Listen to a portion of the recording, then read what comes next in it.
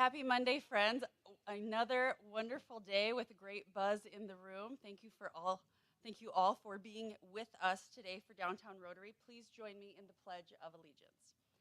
I pledge allegiance to the flag of the United States of America and to the republic for which it stands, one nation, under God, indivisible, with liberty and justice for all. Please join me in the four-way test. Of the things we think, say, and do. First, is it the truth? Second, is it fair to all concerned? Third, will it build goodwill and better friendships? Fourth, will it be beneficial to all concerned? I'd like to welcome Jesse Fonkert for our invocation. Jesse?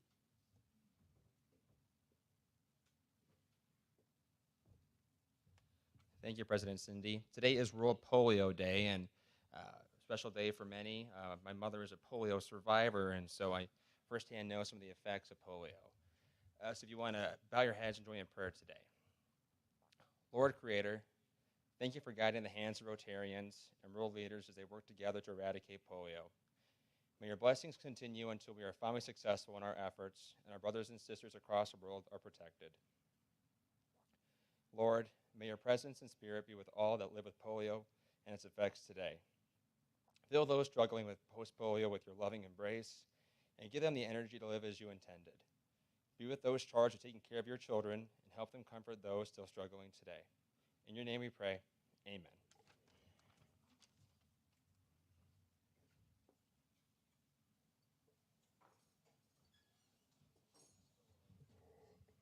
You know what we haven't done for a while?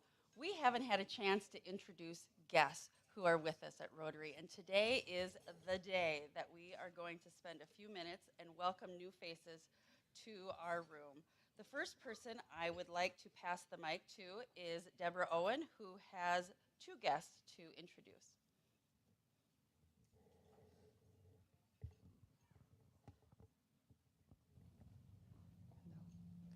Good afternoon. It's on. Deborah Owen from the Greater Sioux Falls Chamber. We have Holly Rader, who is our VP in Ag and Member Services. And we have a very new employee to the Chamber. This is Brooke. She'll be working with our Ag department there. So thank you so much.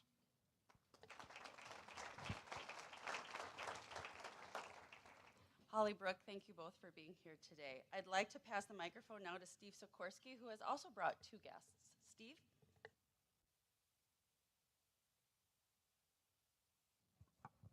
Thank you, President Cindy. First, I'd like to introduce Mr. Tim Olson. Tim is the CEO of GardenWorks South Dakota Ag in the Classroom.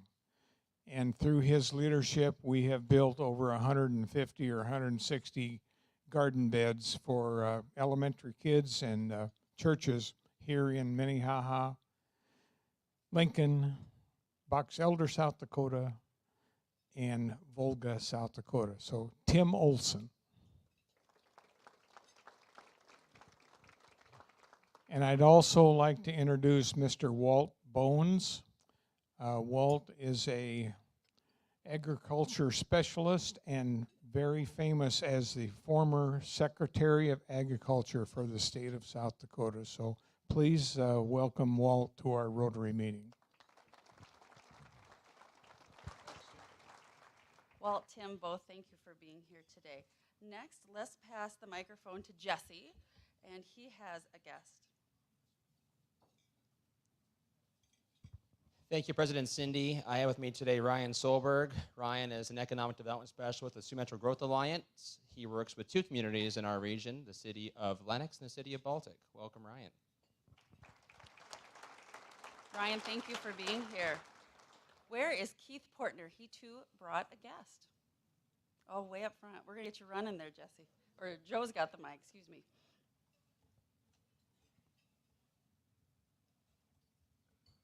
Thank you, Cindy. Keith Portner with Central Bank. I have with me Nick Brown, who is our regional president for Central Bank. Just moved here from Storm Lake, Iowa. So please welcome Nick. Glad to have you in the community. We have two roaming Rotarians, Dwayne Walk from Rotary West and George Lap, is it? Did I pronounce that correctly? From Rotary North. Thank you both for being with us today. And there is a Christy Moss. Is that a mom? Is that a mom? Are you here today? Thank you for being here to support your daughter. Yeah. Thank you all for being here today. And our greeters, it was so wonderful to have you giving a wonderful first impression to all of our members and guests as they come. Now to Rotary business. Today, as Jesse indicated, is World Polio Day. Rotary has been working to eradicate polio for more than 35 years. And I'll be honest, when I first became a downtown Rotarian, I didn't really understand the connection between polio and Rotary worldwide. But as I've gotten more and more involved in the organization and moved into leadership, I just am so proud to be part of this international service organization that has put $2.1 billion collectively and an unimaginable number of volunteer hours into eradicating polio, which is now at 99.9% eradicated. I believe that tremendous is just absolutely tremendous. Rotary first began to vaccinate children in the Philippines in 1979, and since that time, not only have they put in that $2.1 billion in terms of individual members donating, the unimaginable number of volunteer hours across the world has helped protect 3 billion children in 122 countries. We are part of that. And talk about a powerful multiplier effect. Rotary's advocacy efforts have helped play a role in decisions by governments to contribute more than $10 billion to this effort. Today, polio remains endemic only in Afghanistan and Pakistan. But Rotary has no intention of stopping its work, knowing that if all eradication efforts were to stop today, within 10 years, polio could paralyze as many as 200,000 children each year. You're going to hear shortly more about our Rotary International Committee efforts and more things that have been involved in Rotary in our club. I would like to invite Jen Hazing, who chairs our More Than Mondays Committee, to share a reminder about a fun event coming up.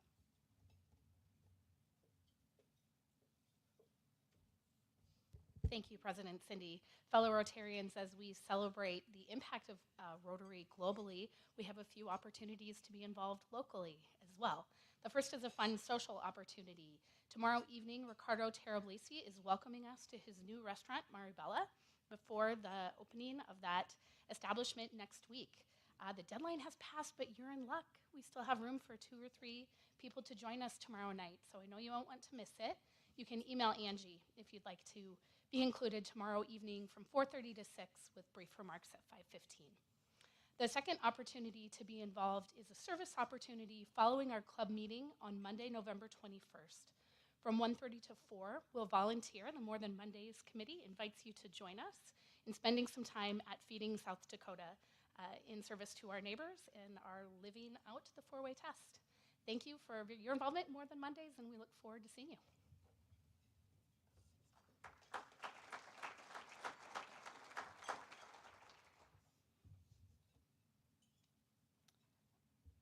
I'd like to invite Kayla Ekstrom, or excuse me, Etrim.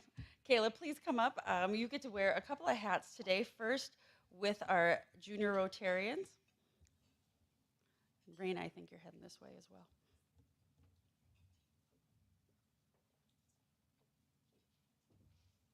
Good afternoon, everyone. I have the pleasure to introduce to you today Raina Moss from Sioux Falls Christian. Raina is involved in soccer, plays the clarinet in concert and marching band, and is a multi-year participant in all-state band and all-state orchestra. She volunteers at the Union Gospel Mission, the Banquet, the Mari Carr Community Center, Collision, and as a teacher assistant for the Sioux Falls Christian Elementary. She's a crew trainer at Culver's and previously worked at Kids Corner, which is a Sioux Falls Christian childcare opportunity. She's involved in the small instrument quartets through the South Dakota Youth Symphony Orchestra, babysits, and plays pickleball. Her mom, as was noted, Christy, is here. Welcome. We're glad to have you. And she plans to attend Dordt University next year to major in marketing and communications to hopefully engage in a career that involves public speaking. She's ready to go. We're excited to hear from her. Please help me welcome Raina Moss.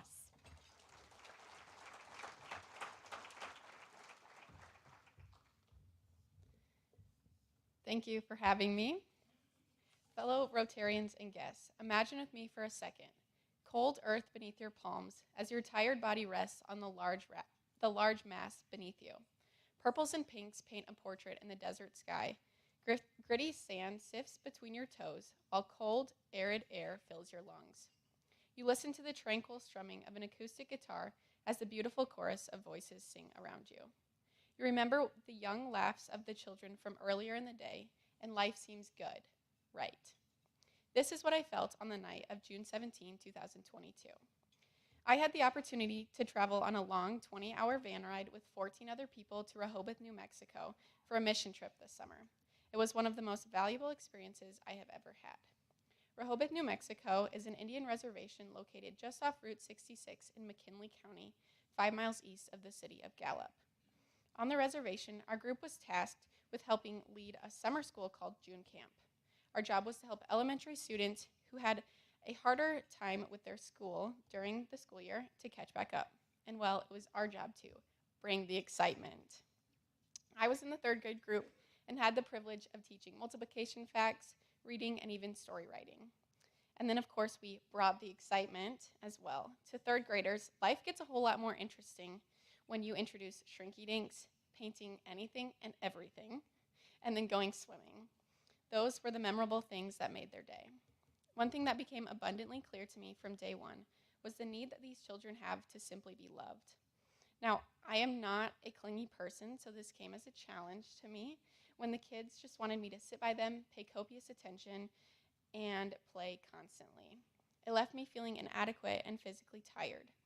I was continually praying for the strength to offer as much love to these children as Christ does to me on a daily basis. It dawned on me that God's patience and overflowing love never runs out. He never gets annoyed with me. His love seems so simple, yet so abundant. In a conversation I had with one of the girls, she spoke about the hard family situations of many of the children on the reservation. This girl herself lived in a family whose parents were divorced, and her father was not very involved. She had many step-siblings and was presently living in a split family, and it was evident that each day was a struggle for her because of this. I had the opportunity to share with her the love of God and how no matter what we go through or where we are in life, Jesus loves us always. When we weren't working with the kids, my group and I found ourselves going on hikes, cliff rappelling, staying up late talking, worshiping, playing crazy games like Throw Burrito, and eating massive amounts of unhealthy packaged snacks. Our hikes brought us on unnamed trails, walking up thousands of feet in elevation and digging into God's Word on a more personal level. My time on the reservation gave me the chance to reflect on everything I had learned from the kids, from the land, and from God. I realized I was more blessed than I ever really knew, and that I had a lot more to give than I ever really realized. On this trip, I learned some other things as well. People who you thought you actually knew are quite different when you really spend meaningful time with them, and conversely, being honest and letting your real self show is the best thing you can do in a new situation. I also learned that taking the time to be intentional is worth it, and being in the moment is better than capturing an experience on camera.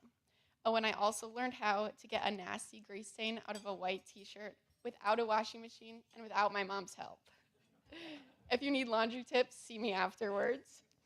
All these learnings helped me to accept myself and be real with others. In closing, I wanted to say thank you to this group for letting me visit for the last few weeks. You are a kind and welcoming group, and I have learned a great deal from you. I hope the stories I've shared with you about my summer mission trip will leave an impression on you, just as yours have done for me. As you pursue the passions in your life, I hope you can be present, be intentional, and be real. And whenever you can, bring the excitement. It makes the day.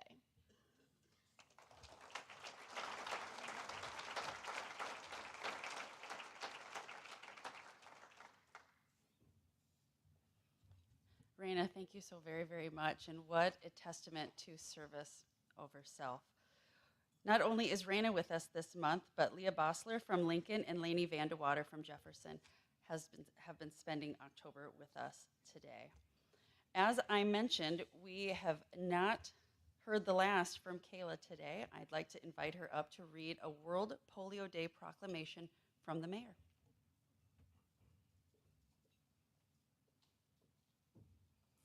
back. Okay, I was very excited about this because not only are there a lot of whereases on this that I get to read to you, but like Jessie, my mom is also a polio survivor. So this is a very important day for me. Also part of the reason I joined Rotary in 2010. So I'm excited to share more information with you about what Rotary has done, and it's laid out really well here. So I'm going to read to you the proclamation. Whereas Rotary is a global network of neighbors, friends, leaders, and problem solvers who unite and take action to create lasting change in communities across the globe. Whereas, as Rotary motto, service above self inspires members to provide humanitarian service, follow high ethical standards, and promote goodwill and peace in the world. Whereas Rotary in 1985 launched Polio Plus, and in 1988 helped establish the Global Polio Eradication Initiative, which today includes the World Health Organization, U.S. Centers for Disease Control and Prevention, UNICEF, the Bill and Melinda Gates Foundation, and Gavi, the Vaccine Alliance, to immunize the children of the world against polio. Whereas polio cases have dropped by 99.9% since 1988, and the world stands on the threshold of eradicating this disease. Whereas to date, Rotary has contributed more than $2.4 billion and countless volunteer hours to protecting near 3 billion children in 122 countries. Whereas Rotary is working to raise an additional $50 million per year, which would be leveraged for maximum impact by an additional $100 million annually from the Bill and Melinda Gates Foundation. Whereas these efforts are providing much needed operational support, medical staff, laboratory equipment, and educational materials for health workers and parents. Whereas, in addition, Rotary has played a major role in decisions by donor governments to contribute more than $10 billion to this effort. Whereas, there are more than 1.4 million Rotary members in 46,000 clubs throughout the world that sponsor service projects to address such critical issues as poverty, disease, hunger, illiteracy, and the environment in their local communities and abroad. Whereas the Sioux Falls Rotary Clubs, including downtown Sioux Falls North, Sioux Falls South, and Sioux Falls West, have participated in Rotary's polio eradication efforts. Now, therefore, I, Paul Tenhaken, Mayor of the City of Sioux Falls, do hereby proclaim October 24th, 2022 as World Polio Day. Thank you.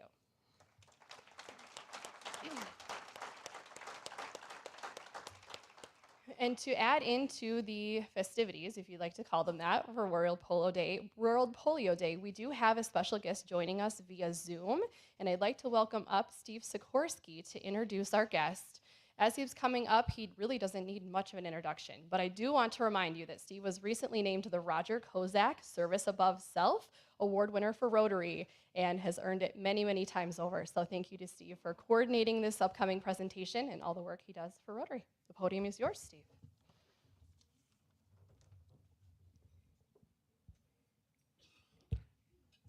Well, thank you. Today we're privileged to have a Zoom presentation by Dr. Willis Sutliff. Dr. Sutliff is a member of Rapid City Rushmore Rotary in Rapid City, and he is the Polio Plus chairman for our District 5610. Dr. Sutliff is a retired pediatrician, and he knows everything, I think, that goes on in the world about polio and the eradication projects that we have going on all over the world. And as she said, there's only polio in Afghanistan and Pakistan, and the reason some of those children cannot get those polio drops and put in their system is political. But we're working on that, and I think the Taliban has now allowed Rotary back in to help those children in Afghanistan. You all probably saw that there was polio found in New York earlier or late this summer. So maybe Dr. Sutliff will talk about that too. But if we can get him on the Zoom right now, is that going to come right now? Yeah, if we get Dr. Sutliff on the Zoom right now, he'll make a presentation, and then if you have any couple of questions, why, he can sure answer those. So, Dr. Willis Sutliff, thank you. Okay.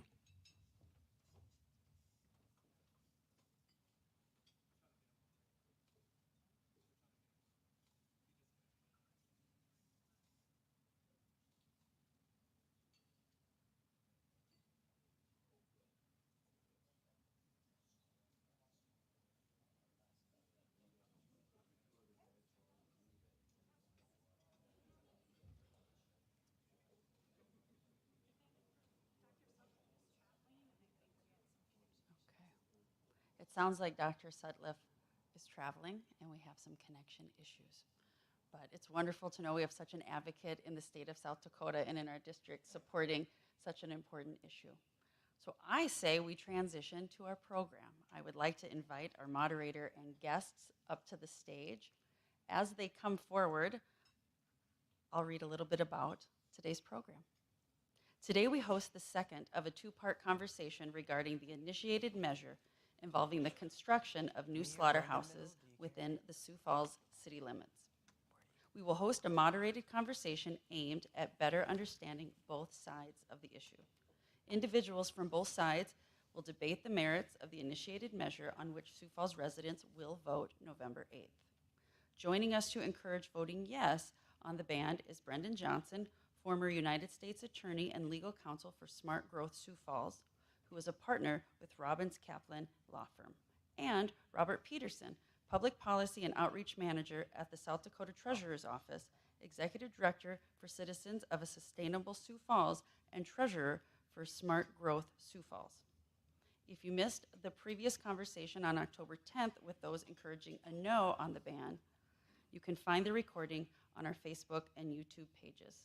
Here to moderate today's program is Eric Ellefson, President-elect. Eric, thank you so much. Thank you both for being here as well. I'll turn it over to you. Thank you, President Cindy.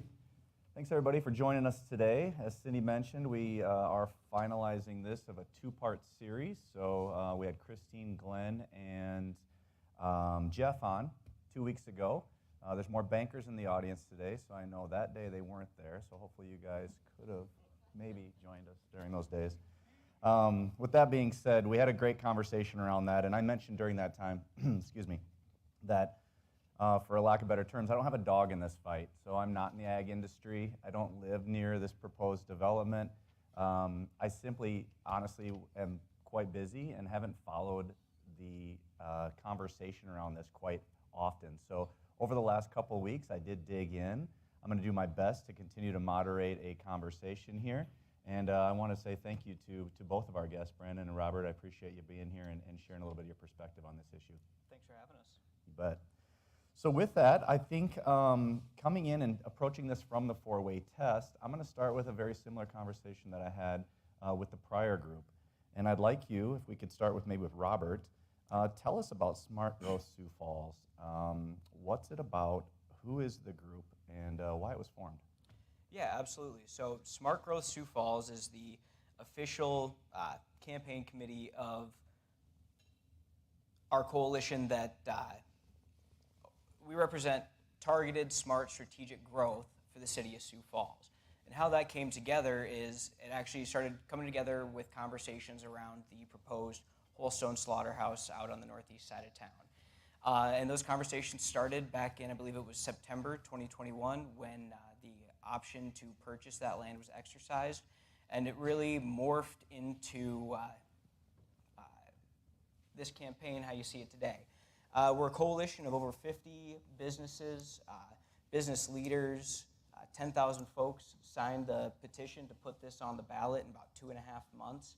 I've never seen anything like it. I mean, the concern among residents is so high, and the answers to their concerns have been so low that, you know, it had to come to this, where people weren't getting their concerns addressed, and so action had to be taken. Okay. Well, every group has a leader or has a group of leaders. Can you tell us, or do you want to share who's behind Smart Growth Sioux Falls? Well, yeah, it's like I said, it's the over 50 businesses that signed our original letter to the City Council asking them to put pause on this project until more study could be done on the traffic and the impact of the odor and the impact on our water supply, both water quality and water quantity. So it's those business members, it's the 10,000 folks who signed the petition, it's other business leaders across Sioux Falls, it's folks who have donated their time, their treasure, and their talent. Okay. Well, you made the correlation between Holstone Farms and the initiated measure. Let's hear a little bit more about the initiated measure. Brendan, with your expertise, can you just tell us, maybe just walk us through a little bit of the specifics around the initiated measure that you're putting on the ballot? Yeah, well, thanks, Eric, and thanks to Rotary for having us today. This is my first time in front of Rotary Sioux Falls talking about initiated measure, and what's fun is sometimes we agree, and sometimes we disagree, and frankly, at any given time, the people in the room, the sides switch.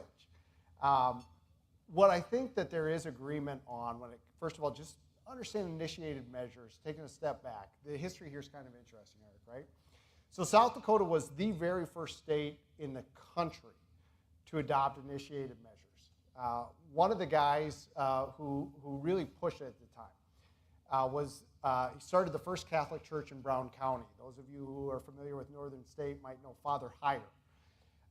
So Father Heyer was really concerned that in our system, our democratic system in South Dakota, he wanted to make sure that the voters in our state weren't silenced by government officials, by politicians, by special interests. Specifically at the time was railroads. After Father Heyer, because he was so involved in doing these initiated measures and fighting for direct democracy, the Aberdeen paper after he died said he was one of the best loved and best hated people in the community. And that's kind of what it's like to be when you really believe in these initiated measures, because here's the deal. Anytime you're supporting an initiated measure, and this is what I tell all my clients, every time you're going to be going up against the government. Because if you're a politician at any level, the idea is, well, hey, if this was such a good idea, I would have thought of it, right? We would have passed it. So every time we do one of these initiated measures, we're always trying to do something that the government has not done. Here in South Dakota, we've passed a number of them. Things from repealing the inheritance tax to term limits on legislatures. We've had literally dozens. Suffragette was one of the very first initiated measures we had in South Dakota. So, Eric, with your question in terms of my involvement, what raised my concern here is that this group, Smart Growth, went out, as Robert said, in a very short period of time, less than 3 months, and they got 10,000 signatures from Sioux Falls residents. Keep in mind they only needed just over 6,000, and in record-breaking time, they got over 10,000. This is an issue that the people of Sioux Falls want to decide, and I love that, because whether you're for it or against it, I believe in the process and having people raise questions and talk to one another about whether this is the future we want in Sioux Falls. Now, after Smart Growth got those signatures, or while they were in the process of getting those signatures, Holstone announced that they were going to build a custom butcher shop. And what they said is, well, the ballot doesn't matter. We're not going to listen to that. We're going to build a custom butcher shop. And then after the election, we'll argue that it's the same as a 6 million hog facility, slaughterhouse facility. That's not the way it should work. And that's how I came to get involved in Smart Growth, in part to make sure that it is the people of Sioux Falls who have the final say on this issue. Okay, thank you. So again, I'm going to bring up the fact that I am, one, not a politician, and two, have no dog in this fight. But you brought up process, and you brought up 10,000 people voting to bring this up to initiated measure. My question to you is this: Holstone, in general, did not start last week, even last year, to start bringing this facility and this processing plant to the location that they did. They started, I believe, 4 to 5 years ago, going through a process, going through a system that's been defined by the city and sometimes by the state and all the entities that are involved there. Why didn't Smart Growth Sioux Falls step up at that time and start bringing conversations around the process that was there? And I'll bring a perspective. I'm coming at this from There was another similar type of an issue on the south side of Sioux Falls a number of years ago with residents that were out there. I was one of those residents. I live on the south side of Sioux Falls. So when Walmart came in, I was like, whoa, hang on. I live here.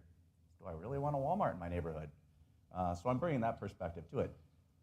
Full disclosure, I go to Walmart all the time now. I love that development. So, perspective. But my question to you is, it started a number of years ago. Why is it now coming out as an initiated measure, as a ballot initiative, as opposed to going through the process that the traditional, let's say, vehicle allowed for 4 to 5 years ago? And I'm glad you raised that, right? Because one of the things that Holstone says is, well, this is changing the rules in the middle of the game. It's not true. Here's the thing. I would challenge anyone to find me a newspaper article from before 2021 that mentioned a massive slaughterhouse coming into Sioux Falls. Love to hear it. Now, is it true that they started thinking about this project, that that they had conversations with politicians and peers? Sure. I don't doubt that. But when we talk about following the rules, it's also important that we follow state law. And here's the thing. Sioux Falls is far from the first community in the country. There's a long history of them, where the residents find out that a massive slaughterhouse is coming into the community, and the community says, hey, I want to have an opportunity to decide whether or not that's appropriate. There's a long list of other communities that have done this. So, what they have right now is their 1,800 square foot butcher shop, which was put together as a response to voters collecting signatures. But they're a long ways away from going through the entire process for a 6 million hog year facility. So this isn't a situation, and I'm very sensitive to this, that Holstone somehow sat on its hands to the last minute. It's simply not true, right? This became public in 2021. The organization almost immediately started recruiting members, started raising money, and started the process of drafting an initiative. They then took that to the people within 12 months, okay? Far from the idea that somehow smart growth was slow, this is actually one of the fastest initiative processes that I've seen organized and take action since I've been in South Dakota working on these issues. Okay. And to expand upon that a little bit, just on the process argument and this idea that the process has been followed to a T, what's interesting to me about that is the last time that a municipal referendum happened. Does anyone know? It was 2014. And you know what was put on the ballot? The current zoning ordinance for the city of Sioux Falls. That was passed in 2014. It was originally just going to go through the council. Petitions were collected, submitted, and it was put to a vote of the people. Those ordinances were passed. The interesting part of that is the current area, the 172 acres where Holstone Farms wants to develop, that was zoned as light industrial. Voters decided that that area should be zoned light industrial in 2014. In 2017, that zoning area was changed. It was not changed with the idea that a massive slaughterhouse would be put there. I know Gage Brothers moved out there, but there was no talk of a 172-acre, 6 million hog a year slaughterhouse moving into that area. And I would say if there was, we would see the exact same public outcry that we're seeing today. So really when you look at it, voters have now twice, this is the second time, the voters have gotten together and say this area should be zoned light industrial. And if the argument is that they've followed the process to a T, I would say that the current process is fatally flawed by a lack of transparency and a lack of public input. So I'm not going to go there because I think that's a whole nother program. But with that being said, I'm assuming there's a ton of ordinance changes, but zoning changes that happen in the city on a weekly basis, at least on a monthly basis. In 2017, just as a quick counter to that argument, do you think that there were opportunities for public input when it went from light industrial into industrial?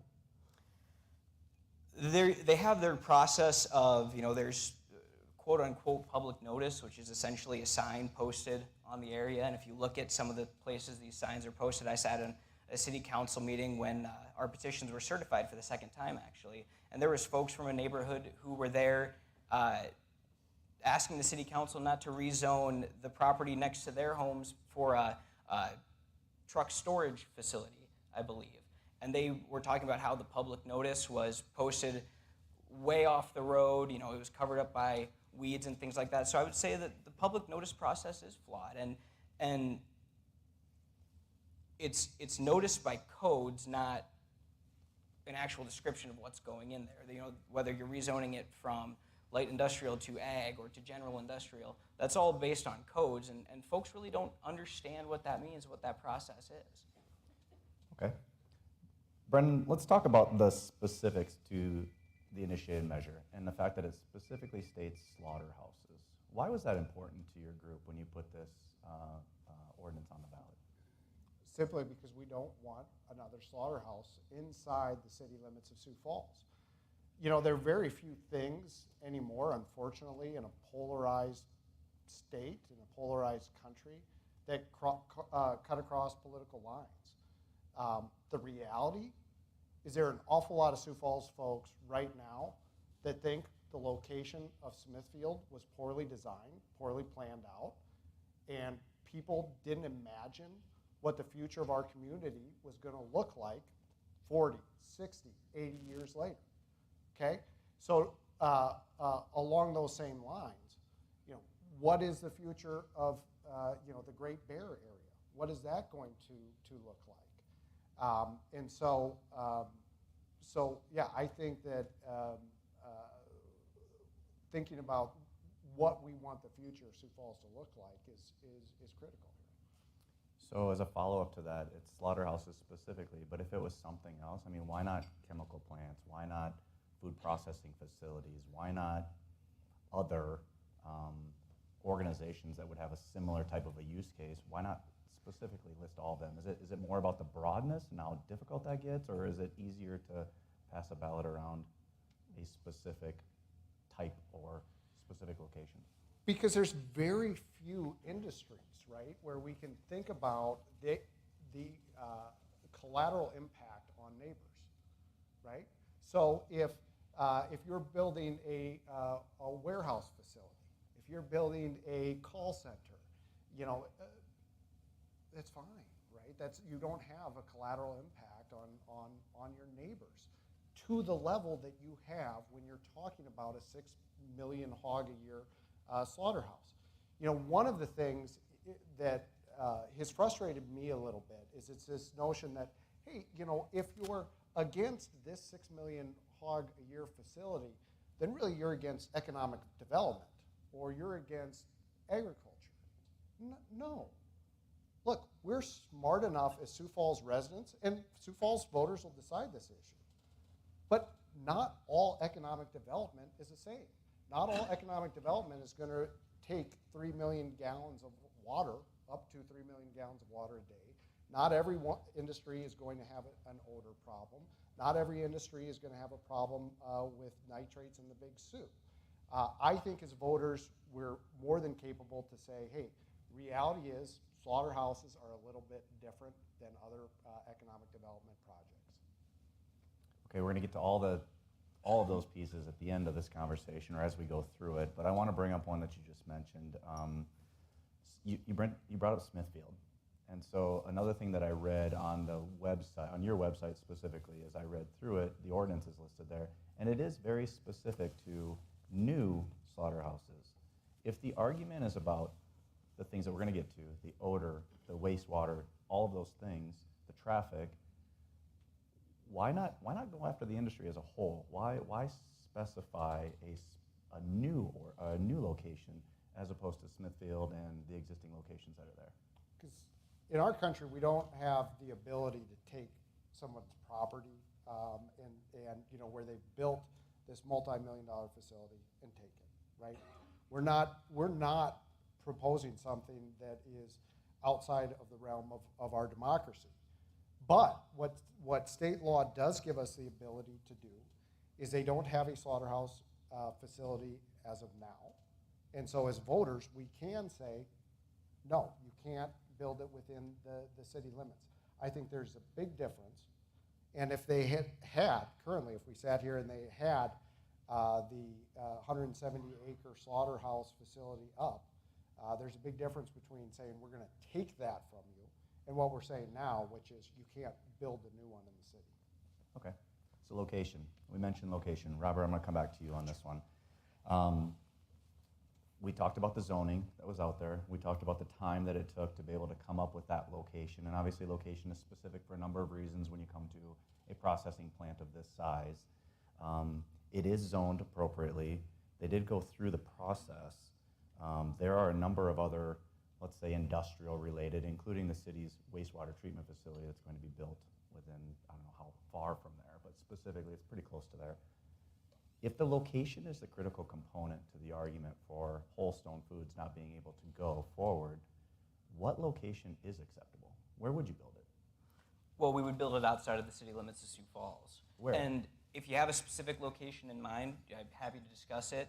If other folks in the audience have a specific location in mind, would love to get together and have that conversation. We're willing to work with Whole Stone Farms and other projects like that to find a site that's suitable outside of the city limits of Sioux Falls. Okay. I can't press you specifically on like where you would build it. There's a number of items that come down to why this site was chosen. And I think we'll address some of those when it comes to the water side of things. But is there another location that would allow Whole Stone Farms to be able to move forward with this development? Yes. I mean, it would require the building of some infrastructure. Whole Stone is part of a multinational swine conglomerate. They have lots of revenue, they have lots of resources. We'd be happy to find a way to partner with them to site it outside of city limits. But yes, the idea that this couldn't move forward in anywhere but this 172 acres in the city of Sioux Falls is, just not true. There's plenty of sites, there's resources. They would likely have to build infrastructure to Lewis and Clark, which if they go in this location, the city of Sioux Falls will actually have to probably build more infrastructure, another pipeline, take another 20 years and $1 billion to do that, to get more water to continue to grow. But again, they're part of a multinational swine conglomerate. They have the resources, they have the ability to build out this infrastructure. Frankly, the only reason they say this is the only location is for convenience. Okay, I want to come back to one thing I do want to actually just address right now is when it comes to political type of issues like this, there are a lot of things that are just said. And I have this farther down on my list, but I'm going to ask it now because you just mentioned like $1 billion that the city would have to invest in something. Maybe it wasn't the number, but it was a large number. What type of facts, what type of research has been done that we as maybe citizens, myself as a resident that's to vote on this, where is that information that I can go and truly see the data versus a statement? Sure. Well, we get a lot of our research from talking to experts, talking to water experts. We get a lot of our research from, when we're talking about pipeline to Lewis and Clark, well, we just look at what it took to get the last pipeline to Lewis and Clark. And then a city like Lenox wasn't even able to get a pipeline to Lewis and Clark. We look at their different permit applications. That's where we get the 3 million gallons of wastewater discharged into the Big Sioux every day. And 1 million gallons of that is what they call hog moisture, which is a nice way of saying all the moisture that comes with a hog. So we're talking about blood, urine, fecal matter, directly dumped into the Big Sioux River every day. But we get it from government documents, things that have been submitted to the government. We get it from talking to experts. There is more research that needs to be done, and that's why we started this out by asking for a pause on the project until that research could be done. But yeah, we're not just up here riffing. We're not making it up as we go. This is all very vetted, very strong research information that we have. I want to unpack the concerns a little bit more, but before we do, Brendan, there's been a lot of development, even over the last couple weeks, since we had the first part of this program. Can you bring us up to speed on maybe some of the legal action that's happened and help us, for those of us that don't follow it on a daily basis, understand kind of where we're at? Yeah, so this is really interesting, right? So before, what we've had in South Dakota with the city council is when the city council has been considering a issue, when they're not sure which direction that they're wanting to take, they've issued a moratorium. So best example, they had the billboard moratorium where they said, hey, look, we don't care if your signs are halfway up until the city council figures out what we want to do here, there will be no further action taken. So I actually went in front of the city council, Eric, and I went up there and I said, hey, look, this is now the voters of Sioux Falls that are actively considering this. And so while the voters are considering it, no action should be taken. They didn't agree with me. That happens frequently in situations like this. So we went to court. And what we did is said there's actually a state law, SDCL 9/2011. And what that says is that when voters are considering an initiative or a referendum, the government can't take any action regarding the subject matter of the voter initiative or referendum, right? So we set this with Holstone and the city of Sioux Falls. I set the hearing actually October 6th to have this decided. Holstone said that absolutely could not work for them and for their council. The hearing date got extended to October 11th. On October 6th and October 7th, we later learned that at the request of Holstone, the city of Sioux Falls had issued a whole host of new permits, including an occupancy permit to Holstone. So I went into the court and said, look, this is exactly what state election law is designed to prevent from happening, which is to have either the government or big business come in and try to sidestep voters.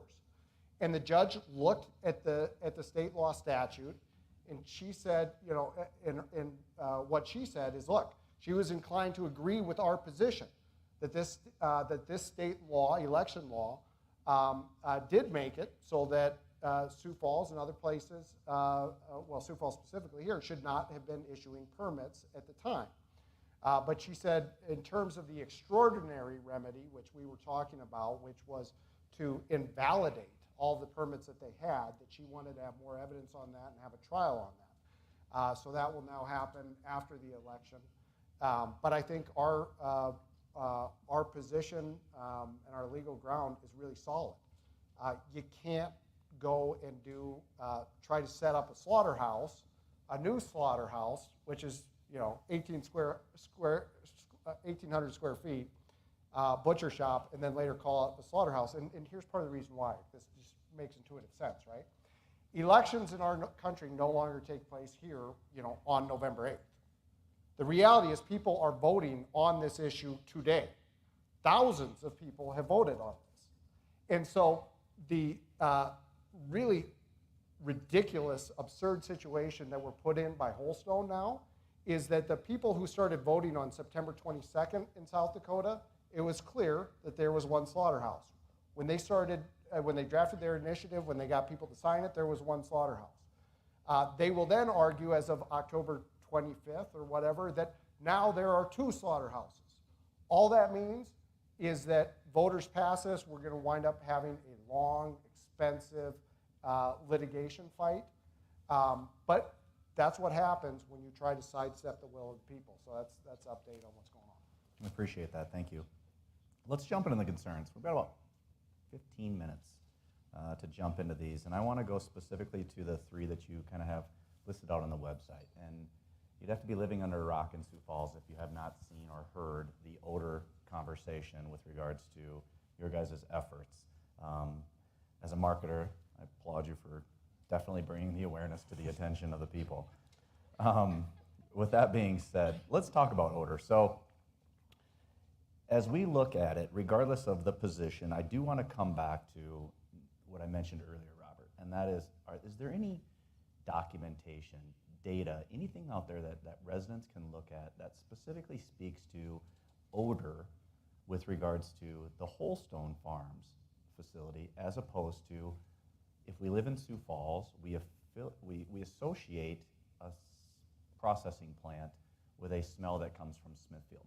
They are not the same entity, they're not the same organization. Is there anything that we can reference as to what type of outcomes we can expect from this? Absolutely, yes. And so I'll start off by saying this, and it's what we all know, is that odor is subjective, right? And there's no real measurable way to determine that odor and how strong it is to a person. So it's subjective. What might smell really strong to me may not smell strong to you, and what might not smell strong to me might smell really strong to you. And so when we're talking about odor, yes, there's a lot of big talk about filters and thermal oxidizers, and they're covering their massive sewage lagoon, and somehow that's going to help. When we came to the conclusion, you really have to look at how they've operated in the past. And we're not talking 20 years ago, we're talking in the last decade alone. Like we said earlier, Holstone is part of a larger multinational swine conglomerate. They've operated in the Midwest. They also operate in Mexico and China. And we look at how they act in other areas. We look at Missouri. We look at North Dakota. We look at even here in South Dakota in Davidson County, where local residents were promised for their large animal feeding operation, local residents were promised that it would smell less than 2% of the time. That's a quote from resident Lyle Reimnitz of Mitchell, who was basically told this information so he wouldn't oppose the CAFO going in next to him. They spent years, almost 5 years, trying to seek some sort of solution from the county commission there, where the smell was just, it was putrid, and it completely ruined their quality of life. And trying to enjoy retirement completely ruined their quality of life. Lyle Reimnitz is one of them. There was multiple other folks who went there. What happened was Holstone's parent company, Pipestone Holdings, sent down their general counsel to essentially stand down the local residents. They said, we're not going to continue spending money on this issue when there's no way to measure it, when there is, when you guys are just being unreasonable. And they've got that same history when they were operating as Rolling Green Family Farms in North Dakota, or as PVC Management 2 LLC in Missouri. Without getting too far into this, because Sure. I do appreciate your perspective, but is Mitchell or any of those other entities a similar comparison to the processing plant that's being proposed for Sioux Falls? Well, if you believe Holstone, though, there is no similar comparison to the processing plant. How about Fremont, Nebraska? Fremont, no. Fremont is not similar at all in the fact that it does not have a sewage lagoon. It is much smaller in scale. In fact, and even then, since they've been under Holstone's management, I know they've been cited numerous times for improper dumping of waste and also the inhumane slaughter of animals. Okay. I'm going to come back to just trying to bring this to the odor side of things, and that's where I'm going to try and stand, because I'm not educated enough to have a deep conversation on all of the specifics of this. So I apologize to the group if that's on me, but I'm not. So I'm hoping you're a little bit more like me as a resident. But the odor specifically, if we can come back to that. So Sure. Jeff Griffin was here. He sat on this. He's the CEO and president of the Chamber of Sioux Falls. He said he went to a similar facility, and I'm going to call Fremont, Nebraska, because that is what's been in the press, been associated with something as residents that we could probably look for as a model to what is coming to Sioux Falls. His idea of odor was drastically different than yours, just from his perception on that. How would you, without going into the depth of what you did before on the other Sure. facilities, how would you counter Jeff's argument to that? Well, I would say that in two ways. Like we talked about, odor is subjective, right? What may smell strong to me may not smell strong to you. And two, I would tell you to listen to Holstone's own executives, both the chairman of their board and their vice president of export sales, who have both said in public and in newspaper publications that they can't promise that it will never smell. So I would say take them at their word. They said they can't promise it'll never smell. Okay. Let's jump to environmental impact. I want to come back to, there was just an article actually in Mitchell where a reporter did, and I think she had a really good statement. It was water in, water out, right? When you think about environmental impact, and specifically why this location was chosen for Holstone Farms, it's about the Big Sioux, right? And it's about the water availability that the city can provide to that location.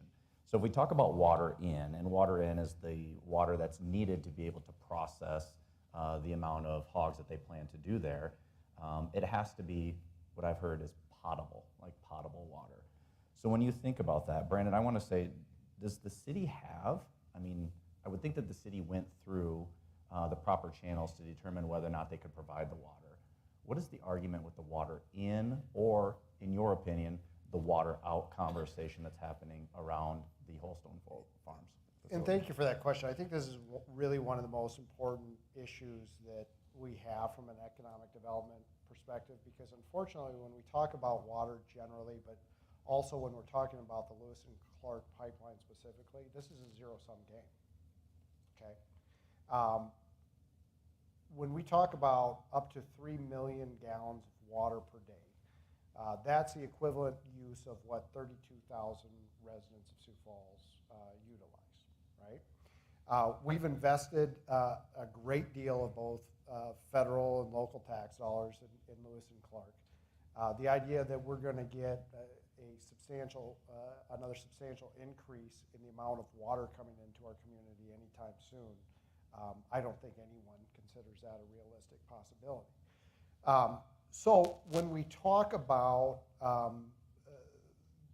because really the percentage of water that would be diverted from the Lewis and Clark pipeline to this project would be significant, right? So part of what the voters of Sioux Falls should do, in my view, is have a real discussion. And I can understand both sides of the issues. I don't question the motives of people who disagree with me.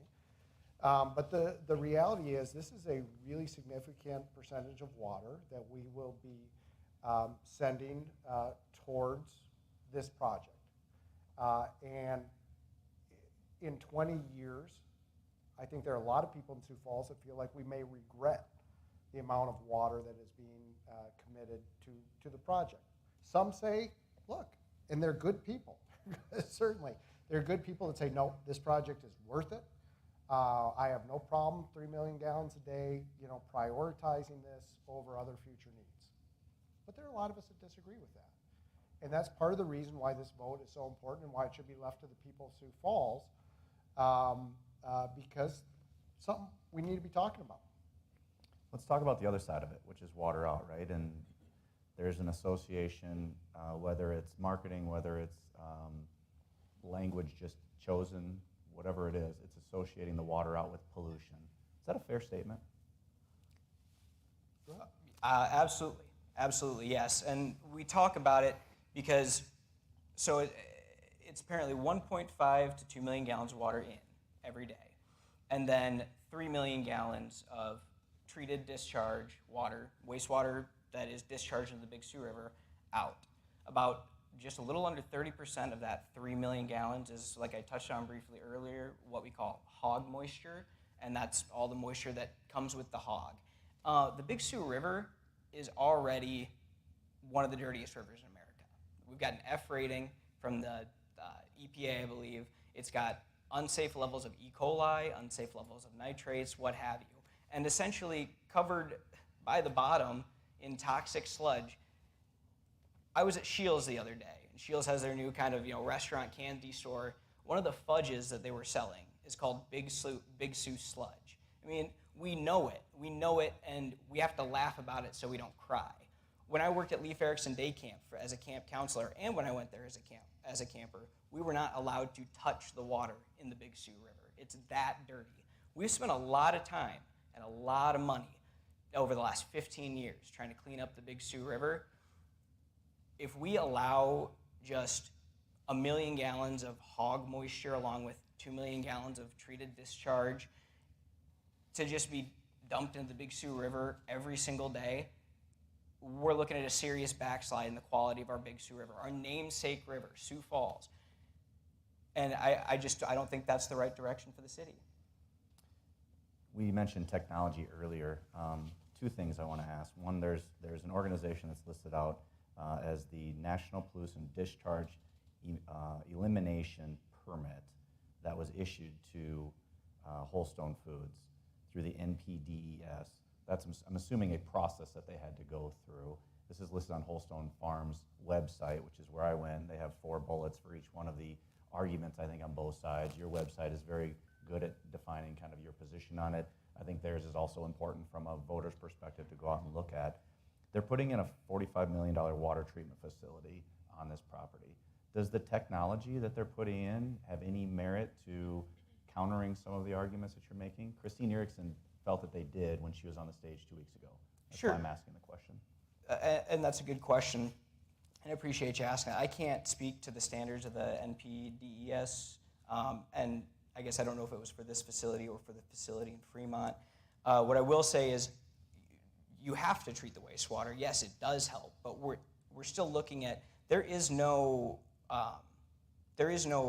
emissions standard for things like nitrates being dumped in the river, and we're starting to understand the effects that those nitrates at unsafe levels have on the watershed as a whole, and that remains a concern, and it's not regulated. There is no threshold that you can max out on. Okay, thank you.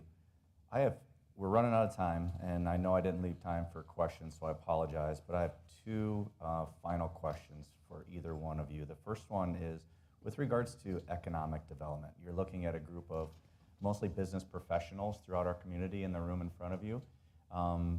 It has been stated a number of times, and I'd love your perspective on the statement of the precedent that this is setting for future economic development should this initiated measure go in your favor.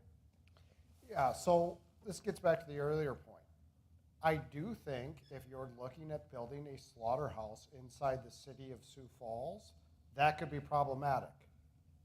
Newsflash, people of South Dakota and Sioux Falls are pretty pro-business, okay? They pride themselves on that. This isn't a situation where all of a sudden we're gonna be saying, oh my gosh, I was thinking about bringing my new tech company or my warehouse to Sioux Falls, but my gosh, they stopped a 6 million hog facility, butcher slaughterhouse. What does that mean for me? Come on, not the same thing. Sioux Falls' reputation as being a great place to start and run your business is not in jeopardy by smart growth, okay? What we're concerned about, because we, I think, are a very pro-business group, and what we're looking for in the future is if we want to continue to attract businesses, if we want to continue to attract young professionals, maybe the best thing isn't putting all of our eggs in a 6 million hog facility a year slaughterhouse. I think that's a pro-business viewpoint. Some disagree with me, and that's fine. We'll let the voters decide. Okay, thank you. The last question that I have is really just around I asked the last group the same question. We live in a pretty polarized world.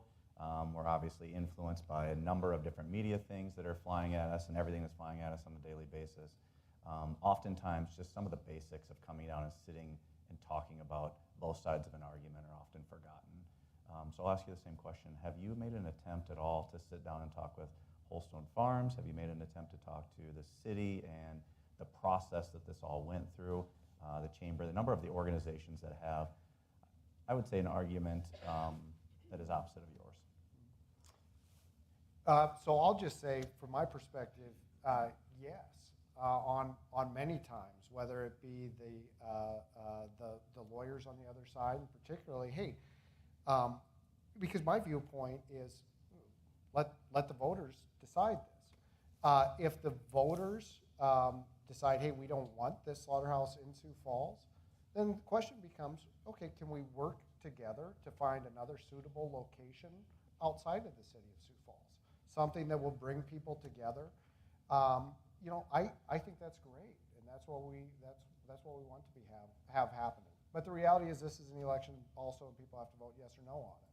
And once they do that, we'll have more clarity to see if there's a way to work forward together.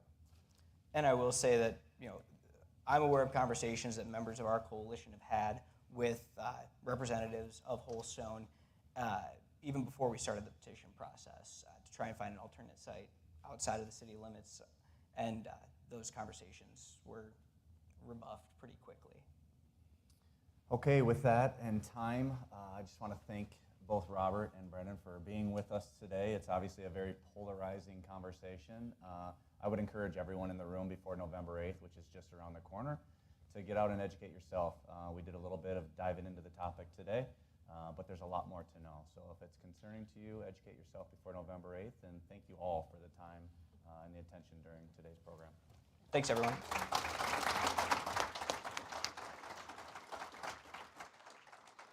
Thank you all for being here. Eric, thank you for moderating an important conversation. We pride ourselves at Downtown Rotary to be a place where important conversations happen, and I believe we all participated in one today under your moderation and research. So Eric, thank you for that. Next week, October 31st, we will have a program about Medicaid expansion. I look forward to seeing you all then. With that, Rotary is adjourned.